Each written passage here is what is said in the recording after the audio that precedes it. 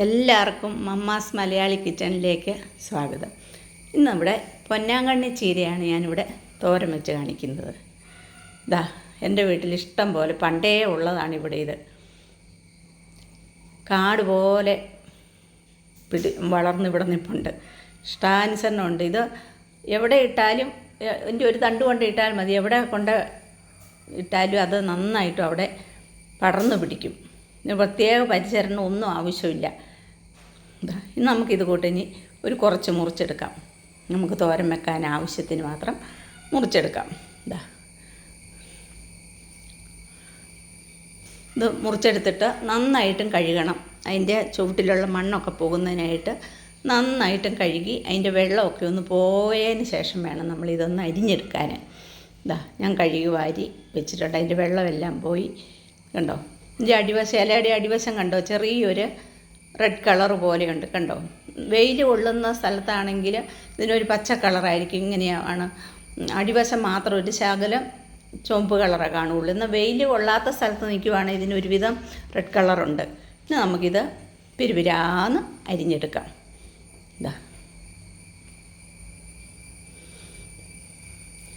ഇത് കണ്ണിന് വളരെ ഗുണമുള്ള ചീരയാണെന്നാണ് പറയുന്നത്. ഞാൻ അരിഞ്ഞു കഴിഞ്ഞു. ഇനി അതവിടെ ഇരിക്കട്ടെ. ഇനി ഇതിനുള്ള അരപ്പ് നമുക്ക് റെഡിയാക്കാം.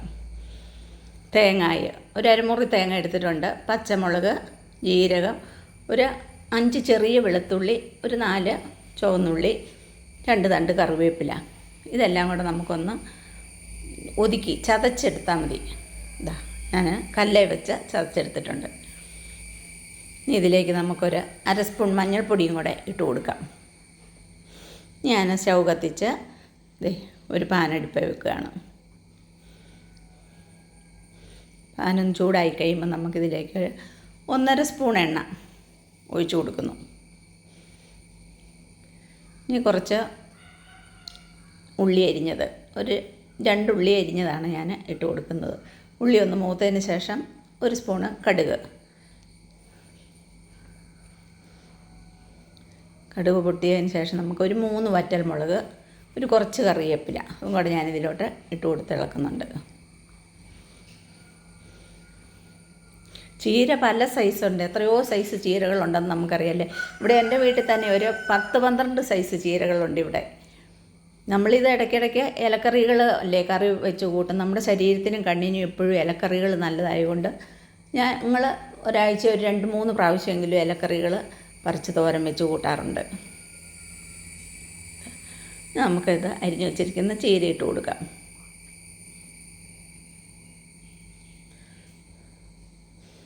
ഇനി ആ എണ്ണയും ചീരയെല്ലാം കൂടി ഒന്ന് ഇളക്കി നമുക്ക് കൊടുക്കാം.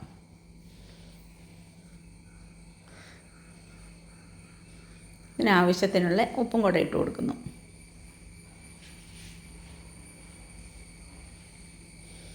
ഒന്ന് ഇളക്കിയതിന് ശേഷമാണ് ഇനി ഞാനിതിന് അരപ്പിട്ട് കൊടുക്കുന്നത്.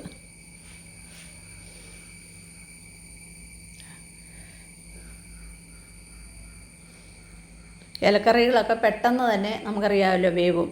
നമ്മളിങ്ങനെ ഇളക്കി കൂട്ടുന്ന സമയത്ത് തന്നെ കറി ഇത് വേവാനേ ഉള്ളൂ.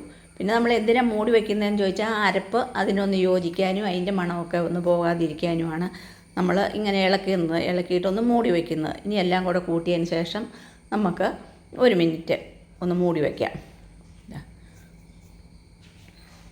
കണ്ടോ, പെട്ടെന്ന് തന്നെ നമ്മുടെ കറി വെന്ത് കഴിഞ്ഞിട്ടുണ്ട്. നല്ല തോർന്ന് ഒട്ടും വെള്ളവും ഇല്ലാതെ കണ്ടോ നന്നായിട്ടുമായിട്ടുണ്ട്. അത് ആ വെള്ളം പോയിട്ടല്ലേ നമ്മളത് അരിഞ്ഞത്, അതുകൊണ്ടാണ്. കണ്ടോ, നല്ല സുന്ദരമായ കറിയാണ്. ഇപ്പം ഇത് പൊന്നാങ്കണ്ണി ചീരയാണ്. പൊന്നാങ്കണ്ണി ചീര 60 ദിവസം അടുപ്പിച്ച് കൂട്ടിയാൽ പകൽ സമയത്ത് നക്ഷത്രം എണ്ണാവുന്നതാണ് പഴമക്കാർ പറയുന്നത്. എന്തായാലും കണ്ണിന് നല്ല ഗുണമുള്ളൊരു ചീര തന്നെയാണിത്. കണ്ടോ, ചീരകളിൽ രാജാവ് അഗസ്ത്യ ചീരയും ഈ പൊന്നാങ്കണ്ണി ചീരയാണ് റാണി എന്നാണ് പറയുന്നത്. 1-ാം സ്ഥാനം അഗസ്ത്യ ചീരയ്ക്കാണ്, 2-ാം സ്ഥാനമാണ് ഇതിനുള്ളത്. നമ്മുടെ ചീരത്തോരന്, അടിപൊളി തോരൻ ഇവിടെ റെഡിയായി കഴിഞ്ഞിട്ടുണ്ട്. കണ്ടോ, നല്ല പെരുവിരാന്ന് നല്ല അടിപൊളി തോരനാണ്. കണ്ടോ,